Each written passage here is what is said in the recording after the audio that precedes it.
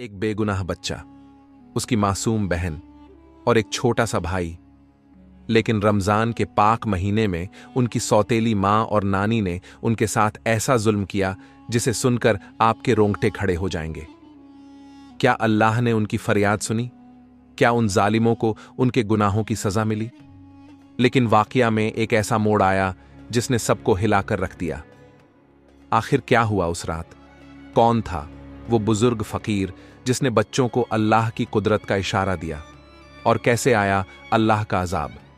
जानने के लिए वीडियो को पूरा देखिए और उससे पहले हमारे चैनल को सब्सक्राइब कर दो। चलो शुरू करते हैं। रेगिस्तान की गर्म रेत पर हल्की हल्की हवाएं चल रही थीं। दूर दूर तक फैली वीरानियों के बीच बसी एक पुरानी बस्ती में इक्का दुक्का घर दिखाई देते थे। ये बस्ती ज्यादातर मेहनत मजदूरी करने वालों की थी, जहां लोग सख्त हालात में भी रोजी रोटी के लिए मशक्कत करते थे। इसी बस्ती के आखिरी कोने में एक टूटा फूटा घर था जो बाहर से देखने में ही उजड़ा हुआ लगता था। इस घर के अंदर रहने वाले थे 3 मासूम बच्चे और उनकी सौतेली माँ जुलैखा, जो अपने दिल में मोहब्बत के नाम पर नफरत का अंधेरा बसाए बैठी थी। उनके साथ रहती थी उसकी माँ उम्मे सादिया, जो उम्र में तो बड़ी थी मगर दिल और सोच इतनी सख्त कि किसी को भी कांपने पर मजबूर कर दे। इस घर में रहने वाले 3 मासूम बच्चे थे। अब्दुल्लाह 11 साल, वह घर का सबसे बड़ा बेटा था। अपने छोटे भाई बहन की हिफाजत के लिए हर तरह के जुल्म सहने को तैयार रहता था। उसकी आंखों में मासूमियत थी, लेकिन वक्त से पहले ही उसके अंदर बड़ों जैसी समझदारी आ गई थी। मरियम 9 साल, वह एक नन्ही सी जान थी जिसकी आंखों में हमेशा डर समाया रहता था। वह बहुत शरीफ और सादगी पसंद थी, मगर घर की जालिम सौतेली माँ और नानी की बेरहमी ने उसे खुशी के लम्हों से दूर कर दिया था। अम्मार 6 साल, सबसे छोटा, सबसे मासूम। उसकी छोटी छोटी आंखें हर वक्त किसी फरिश्ते की तरह चमकती रहतीं, मगर भूख और मार ने उसके जिस्म को बहुत कमजोर कर दिया था। इन बच्चों के वालिद हजरत उमर 1 साल पहले इस दुनिया से चले गए थे। उनकी असल मां का इंतकाल पहले ही हो चुका था और उनके जाने के बाद इन मासूमों पर दुखों का पहाड़ टूट पड़ा था। रमजान का मुकद्दस महीना आ चुका था। चारों तरफ रोशनी और बरकतों का माहौल था, लेकिन इस घर में अंधेरा था, सिर्फ अंधेरा। रमजान के पहले दिन जब पूरी बस्ती में लोग सहरी के लिए जाग रहे थे, तब अब्दुल्लाह की आंखें भी खुल गईं।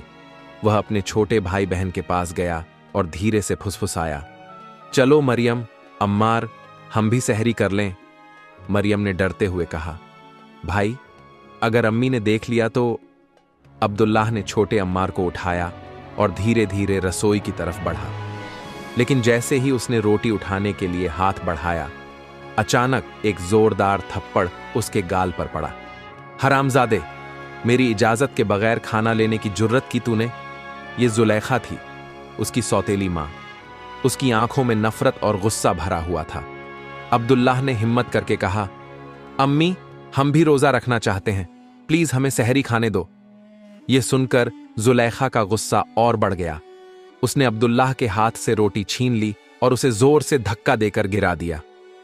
तुम जैसे नाफरमान बच्चों को रोजा रखने का कोई हक नहीं। जब तक मैं कहूंगी तब तक तुम कुछ नहीं खाओगे। मरियम सहमी हुई खड़ी थी, उसके होंठ सूख रहे थे। अम्मार की आंखों में आंसू थे, लेकिन वो कुछ कह नहीं सकता था। उम्मे सादिया भी वहां आ गईं और उन्होंने जुलैखा से कहा, इनका नखरा मत बढ़ाओ, इन हराम की औलादों को कोई खाना वाना मत दो, भूखे रहेंगे तो औकात में रहेंगे। यह सुनकर अब्दुल्लाह का दिल टुकड़े टुकड़े हो गया, मगर उसने अपने छोटे भाई बहन के सामने खुद को मजबूत बनाए रखा। रमजान के तीसरे दिन भी वही हाल था। बच्चों को सहरी तो क्या, इफ्तार में भी कुछ नसीब नहीं हुआ। जब जुलैखा और उम्मे सादिया तरह तरह की नेमतों के साथ इफ्तार कर रही थीं, तब अब्दुल्लाह, मरियम और अम्मार दूर बैठकर उन्हें देख रहे थे। अगर भूख लगी है तो ये लो। उम्मे सादिया ने जमीन से उठाकर एक सूखी रोटी उनके सामने फेंक दी। अब्दुल्लाह ने कांपते हाथों से वो रोटी उठाई और छोटे अम्मार को दी, मगर जब उसने खाने के लिए पहला निवाला मुंह में डाला तो उसकी आंखों में आंसू आ गए। रोटी इतनी सख्त थी कि उसके दांतों से भी नहीं टूट रही थी। भाई, मुझे बहुत जोर से भूख लग रही है, अम्मार ने अब्दुल्लाह का हाथ पकड़ लिया। अब्दुल्लाह की आंखों में दर्द उमड़ आया। उसने खुद कुछ भी न खाया और अपने हिस्से की सूखी रोटी भी मरियम और अम्मार को दे दी। रात के अंधेरे में जब पूरा शहर सुकून की नींद सो रहा था, अब्दुल्लाह ने नमाज पढ़ी और अल्लाह से फरियाद की, या अल्लाह, तू तो सबसे बड़ा है, सबसे ज्यादा मेहरबान है, हमारी मदद कर। मरियम और अम्मार उसके पास आकर लिपट गए। तीनों भूख से तड़प रहे थे, मगर कोई भी उनकी फरियाद सुनने वाला नहीं था। छठे रोजे की रात जब सूरज डूब रहा था तो आसमान पर अजीब से बादल घिरने लगे। रेगिस्तान की हवाएं अचानक तेज हो गईं।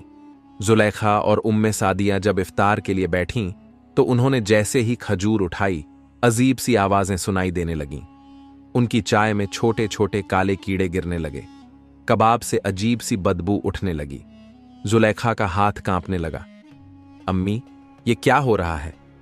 अचानक तेज हवा ने दरवाजा जोर से खोला और पूरा घर हिलने लगा। उम्मे सादियां डर के मारे चीख उठी। अब्दुल्लाह, मरियम और अम्मार सहमे हुए थे, लेकिन उनकी आंखों में उम्मीद की एक नई किरण जाग रही थी। आसमान में बिजली कड़क रही थी। रेगिस्तान की रेत उड़ उड़कर हवाओं में फैल रही थी। क्या यह अल्लाह की तरफ से कोई निशानी थी? क्या इन मासूम बच्चों की आहें अब कबूल हो चुकी थीं? इफ्तार के वक्त उसके सामने तरह तरह की चीजें रखी थीं और बच्चे भूख से रो रहे थे। जैसे ही जुलेखा ने खजूर मुंह में रखी, उसे एक अजीब सा स्वाद महसूस हुआ। उसने झट से थूक दिया और देखा, खजूर काली हो चुकी थी, जैसे कोई जला हुआ कोयला। उम्मे सादिया ने शरबत पीना चाहा, लेकिन जैसे ही उसने गिलास उठाया, उसमें छोटे छोटे कीड़े तैर रहे थे। अल्लाहू अकबर! जुलेखा चीख उठी। उसका दिल जोर जोर से धड़कने लगा। उसने जल्दी से कबाब उठाया, मगर उसमें से इतनी तेज बदबू आ रही थी कि वो मुंह पर हाथ रखकर पीछे हट गई। उसी वक्त दरवाजे पर जोरदार धमाका हुआ। तेज हवा के झोंकों ने खिड़कियां और दरवाजे जोर जोर से बजाने शुरू कर दिए। पूरे घर में अंधेरा छा गया। जुलेखा और उम्मे सादियां घबरा गईं। अम्मी, ये सब क्या हो रहा है? जुलेखा ने कांपती आवाज में कहा। उम्मे सादिया भी अब परेशान हो गई थीं। उसने इधर उधर देखा, मगर सब कुछ अजीब सा लग रहा था। इसी बीच तीनों मासूम बच्चे, अब्दुल्लाह, मरियम और अम्मार, घर के एक कोने में सहमे हुए बैठे थे। अब्दुल्लाह ने आसमान की तरफ देखा और उसकी आंखों में उम्मीद के आंसू आ गए। या अल्लाह, तूने हमारी फरियाद सुन ली। मरियम और अम्मार ने अब्दुल्लाह का हाथ कसकर पकड़ लिया। उनकी मासूम आंखों में डर भी था और उम्मीद भी। उम्मे सादिया ने गुस्से में बच्चों की तरफ देखा। ये सब तुम लोगों की वजह से हो रहा है। अल्लाह तुम पर अजाब भेज रहा है। अब्दुल्लाह ने हिम्मत करके कहा, अगर अजाब आ रहा है तो जालिमों के लिए, मजलूमों के लिए नहीं। यह सुनकर जुलेखा आगब्बूला हो गई। उसने अब्दुल्लाह के बाल पकड़कर खींचे और जोरदार थप्पड़ मार दिया। तू हमें बद्दुआ देता है? तू हमारे खिलाफ अल्लाह से शिकायत करता है? मरियम और अम्मार ने अब्दुल्लाह को पकड़ने की कोशिश की, मगर उम्मे सादिया ने उन्हें पीछे धकेल दिया। आज इन हरामजादों को ऐसा सबक सिखाऊंगी कि ये जिंदगी भर याद रखेंगे।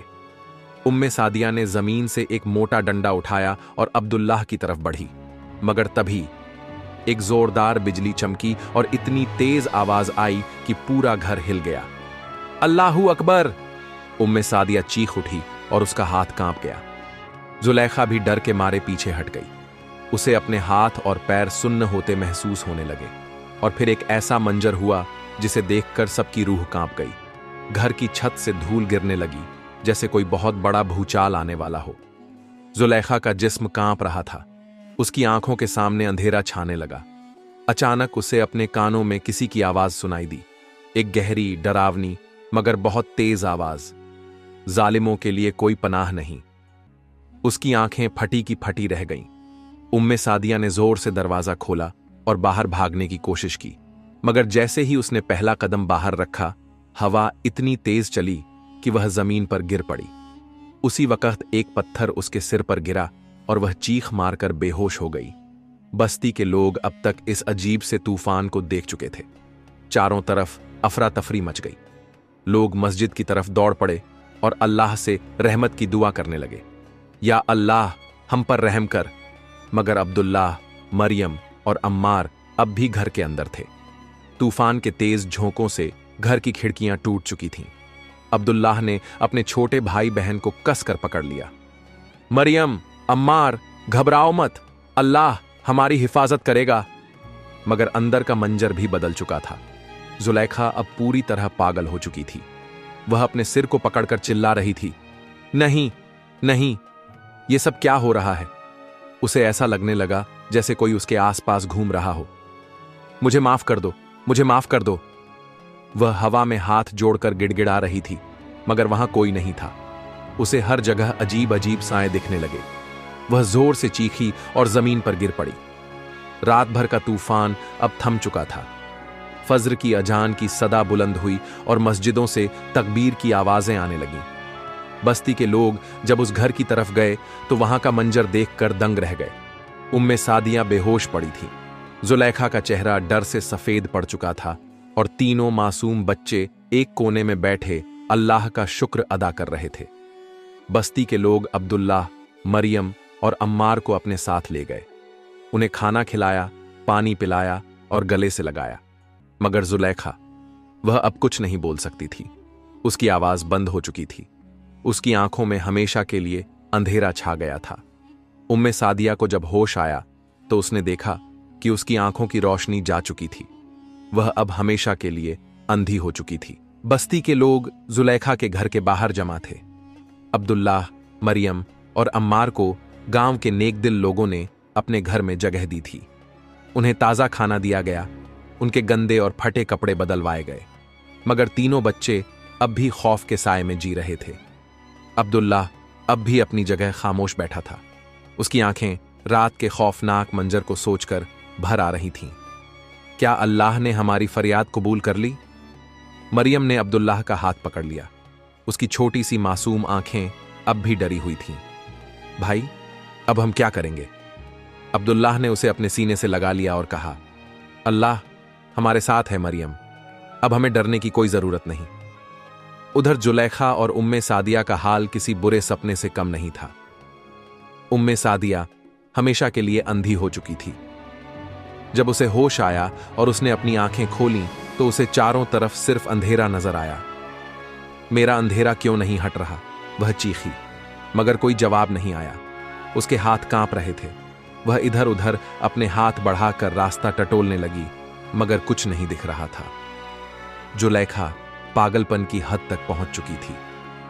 वह एक कोने में बैठी अपने सिर को दोनों हाथों से पकड़कर जोर जोर से बड़बड़ा रही थी, मुझे माफ कर दो, मुझे माफ कर दो, अल्लाह मुझे माफ कर दे।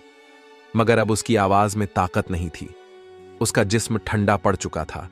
उसकी आंखें डर से चौड़ी हो गई थीं। गांव के लोगों ने जब यह मंजर देखा तो उनके दिलों में भी डर बैठ गया। अल्लाह की कुदरत से कोई नहीं बच सकता, गांव के बुजुर्ग बोले। गांव के सरपंच और कुछ बुजुर्ग लोग जमा हुए और उन्होंने आपस में मशविरा किया। इन मासूम बच्चों को अब यहां नहीं रहना चाहिए। इनकी किस्मत कहीं और लिखी गई है। एक बुजुर्ग हाजी साहब ने कहा, मैं इन्हें अपने साथ ले जाऊंगा। मेरे पास एक बड़ा घर है, बहुत सी जमीनें हैं। ये बच्चे मेरे अपने होंगे। अब्दुल्लाह ने सुना तो उसकी आंखों में आंसू आ गए। क्या यह सच है? क्या हमारी तकदीर वाकई बदल सकती है? हाजी साहब ने आगे बढ़कर अब्दुल्लाह के सिर पर हाथ रखा। बेटा, अल्लाह के हर फैसले में भलाई होती है। तुमने बहुत तकलीफें देखीं, अब वक्त है सुकून का। मरियम और अम्मार भी अब हिम्मत जुटाने लगे। गांव वालों ने फैसला कर लिया कि जुलेखा और उम्मे सादिया को उनके हाल पर छोड़ दिया जाए। उम्मे सादिया अब एक अंधे इंसान की तरह दीवारों को टटोलते हुए चीख रही थी, कोई मुझे बचाओ, कोई मुझे यहां से निकालो। मगर कोई उसकी मदद के लिए आगे नहीं आया। जुलेखा भी बदहवासी में एक कोने में बैठकर अपने बाल नोच रही थी। ये सब मेरी सजा है, ये सब मेरी सजा है। गांव के एक आदमी ने सरपंच से कहा, अब इनका क्या होगा? सरपंच ने लंबी सांस ली और बोले, अल्लाह के इंसाफ में देर हो सकती है, मगर अंधेर नहीं। इन्हें अब उनकी सजा मिल चुकी है। अब इन्हें अपने हाल पर छोड़ दो। गांव के कुछ नेक दिल लोगों ने अब्दुल्लाह, मरियम और अम्मार के लिए नए कपड़े और जूते खरीदे। उन्हें अच्छे से नहलाया और खिलाया पिलाया। हाजी साहब के घर जाते हुए अब्दुल्लाह ने एक आखिरी बार अपने पुराने घर की तरफ देखा। अल्लाह का इंसाफ कितना बड़ा होता है। मरियम और अम्मार ने भी अपने भाई का हाथ कसकर पकड़ लिया। अब उनका नया सफर शुरू हो चुका था। क्या अब्दुल्लाह, मरियम और अम्मार को एक अच्छी जिंदगी मिलेगी या फिर उनके लिए कोई और इम्तिहान बाकी है? सुबह का उजाला अब्दुल्लाह, मरियम और अम्मार के लिए नई उम्मीदें लेकर आया था। हाजी साहब ने उनके लिए एक गाड़ी का इंतजाम कर दिया था। बेटा, अब तुम्हें किसी चीज की कमी नहीं होगी, हाजी साहब ने अब्दुल्लाह के सिर पर हाथ फेरते हुए कहा। मरियम और अम्मार पहली बार खुद को महफूज महसूस कर रहे थे। हम अब हाजी चाचा के साथ रहेंगे? मरियम ने अब्दुल्लाह से पूछा। हाँ मरियम, अब हम जुल्म से दूर एक अच्छी जिंदगी जिएंगे, अब्दुल्लाह ने प्यार से कहा। गांव वाले भी अब खुश थे कि मासूम बच्चों को उनका हक मिल गया था, मगर इस सब के बावजूद अब्दुल्लाह के दिल में एक अजीब सा बोझ था। क्या हमारी तकदीर वाकई बदल गई है? क्या अब हमारी मुश्किलें खत्म हो गई हैं? हाजी साहब की गाड़ी रेगिस्तान के रास्तों से गुजर रही थी। सूरज धीरे धीरे ऊपर चढ़ रहा था, मगर अजीब बात यह थी कि मौसम कुछ अजीब सा लग रहा था। इतनी गर्मी के बावजूद भी ठंडी हवा क्यों चल रही है? हाजी साहब ने खुद से कहा। अब्दुल्लाह ने भी महसूस किया कि आसमान में हल्के हल्के बादल बनने लगे थे। ये कोई अल्लाह की निशानी है, अब्दुल्लाह ने सोचा। तभी गाड़ी के पास से एक बुजुर्ग फकीर गुजरा। वह सफेद लिबास में था और उसकी आंखें बहुत गहरी थीं। बच्चों, याद रखना, दुनिया में हर चीज का हिसाब होता है। कभी यह मत सोचना कि तुम्हारा इम्तिहान खत्म हो गया है। इतना कहकर वह अचानक गायब हो गया। मरियम ने अब्दुल्लाह का हाथ कसकर पकड़ लिया। भाई, ये कौन थे? अल्लाह ही बेहतर जानता है। अब्दुल्लाह ने गहरी सांस ली। गाड़ी एक बड़े खूबसूरत घर के सामने रुकी। यह हाजी साहब का घर था। एक बड़ा बाग, एक साफ सुथरा आंगन और हर तरफ हरियाली। अब से यह तुम्हारा घर है, हाजी साहब ने कहा। मरियम और अम्मार दौड़कर अंदर गए। उन्हें पहली बार इतनी राहत और सुकून मिला था। अब्दुल्लाह ने सजदे में गिरकर अल्लाह का शुक्र अदा किया। या अल्लाह, तूने हमें जुल्म से बचाया, तेरी रहमत का शुक्रिया। सब कुछ सही चल रहा था, लेकिन अचानक एक दिन अजीब घटनाएं शुरू होने लगीं। रात के वक्त घर के दरवाजे पर अजीब दस्तकें होने लगीं। मरियम को सपनों में कोई डरावनी शक्ल दिखने लगी। अम्मार को ऐसा लगने लगा जैसे कोई उसे पुकार रहा हो। और सबसे अजीब बात, अब्दुल्लाह जब भी कुरान पढ़ने बैठता तो हवाएं तेज हो जाती। हाजी साहब के घर में सब कुछ ठीक चल रहा था, लेकिन पिछले कुछ दिनों से अजीब घटनाएं होने लगी थीं। रात के वक्त दरवाजे पर अजीब दस्तकें सुनाई देतीं, लेकिन जब कोई जाकर देखता तो वहां कोई नहीं होता। मरियम सोते हुए अचानक डरकर उठ जाती और रोने लगती। भाई, मुझे फिर वही डरावनी औरत दिखी। अम्मार भी डर के मारे अब अकेला नहीं सोता था। उसे हमेशा ऐसा लगता कि कोई उसे नाम लेकर पुकार रहा है। अब्दुल्लाह को महसूस हो रहा था कि कुछ सही नहीं है। उसने हाजी साहब को बताया तो उन्होंने फौरन एक नेक आलिम को बुलाया। आलिम साहब आए और उन्होंने सबसे पहले पूरे घर में सूरह बकरा की तिलावत की। जैसे ही उन्होंने आयतुल कुर्सी पढ़नी शुरू की, एक जोरदार हवा चली और घर का दरवाजा जोर से धड़ाम से बंद हो गया। मरियम और अम्मार डरकर अब्दुल्लाह से चिपक गए। आलिम साहब ने पढ़ना जारी रखा और फिर एक बड़ा राज खुला। ये सब तुम्हारे पुराने घर से जुड़ा है। वहां जो जुल्म हुआ था, उसकी बद्दुआ इस घर तक पहुंच रही है। अब्दुल्लाह का दिल तेजी से धड़कने लगा। क्या जुलेखा और उम्मे सादिया अब भी हमें तकलीफ देना चाहती हैं? उसी रात गांव से एक खबर आई। जुलेखा की हालत बहुत बिगड़ चुकी थी। वह अब पूरी तरह पागल हो चुकी थी। वह अपना सिर दीवारों से मारती थी और चीखती थी, मुझे माफ कर दो, मुझे माफ कर दो। गांव के लोगों ने बताया कि उम्मे सादिया भी अब इस दुनिया में नहीं रही। उसकी अंधी आंखों ने अब हमेशा के लिए सब कुछ खो दिया था। जब यह खबर अब्दुल्लाह, मरियम और अम्मार तक पहुंची तो उन्होंने अल्लाह का शुक्र अदा किया। अल्लाह का इंसाफ कितना बड़ा होता है। आलिम साहब ने हाजी साहब के घर में 3 दिन तक कुरान की तिलावत करवाई। सूरह बकरा, आयतुल कुर्सी और सूरह फलाक नास पढ़ी गई। धीरे धीरे घर का माहौल बदलने लगा। अब रात को कोई दस्तक नहीं होती थी। मरियम अब हंसने लगी थी। अम्मार भी फिर से खेलने लगा था।